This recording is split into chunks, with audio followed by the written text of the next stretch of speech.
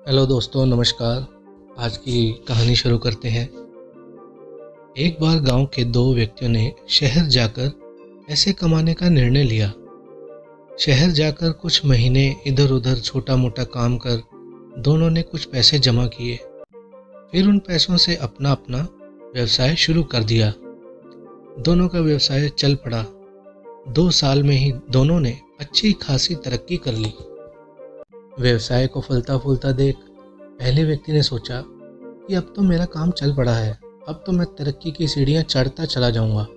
लेकिन उसकी सोच के विपरीत व्यापारिक उतार चढ़ाव के कारण उसे उस साल सबसे ज़्यादा घाटा हुआ। अब तक आसमान में उड़ रहा वह व्यक्ति यथार्थ के धरातल पर आ गिरा।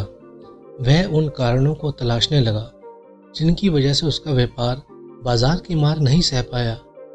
सबसे पहले उसने उस दूसरे व्यक्ति के व्यवसाय की स्थिति का पता लगाया जिसने उसके साथ ही व्यापार शुरू किया था। वह जानकर हैरान रह गया कि उस उतार चढ़ाव की मंदी के दौर में भी उसका व्यवसाय मुनाफे में है। उसने तुरंत उसके पास जाकर इसका कारण जानने का निर्णय लिया। अगले ही दिन वह दूसरे व्यक्ति के पास पहुंचा। दूसरे व्यक्ति ने उसका खूब आदर सत्कार किया और उसके आने का कारण पूछा। तब पहला व्यक्ति बोला, दोस्त, इस वर्ष मेरा व्यवसाय बाजार की मार नहीं झेल पाया, बहुत घाटा झेलना पड़ा। तुम भी तो इसी व्यवसाय में हो, तुमने ऐसा क्या किया?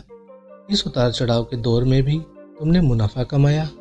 यह बात सुन दूसरा व्यक्ति बोला, भाई, मैं तो बस सीखता जा रहा हूँ, अपनी गलती से भी और साथ ही साथ दूसरों की गलतियों से भी। जो समस्याएं सामने आती हैं उसमें से भी सीख लेता हूँ, इसलिए जब दोबारा वैसी समस्या सामने आती है तो उसका सामना अच्छे से कर पाता हूँ और उसके कारण मुझे नुकसान नहीं उठाना पड़ता। बस ये सीखने की प्रवृत्ति ही है जो मुझे जीवन में आगे बढ़ाती जा रही है। दूसरे व्यक्ति की बात सुनकर पहले व्यक्ति को अपनी भूल का एहसास हुआ। सफलता के मद में वो अति आत्मविश्वास से भर उठा था और सीखना छोड़ दिया था। वह यह प्रण कर वापस लौटा कि कभी सीखना नहीं छोड़ेगा। उसके बाद उसने कभी पीछे मुड़कर नहीं देखा और तरक्की की सीढ़ियां चढ़ता चला गया।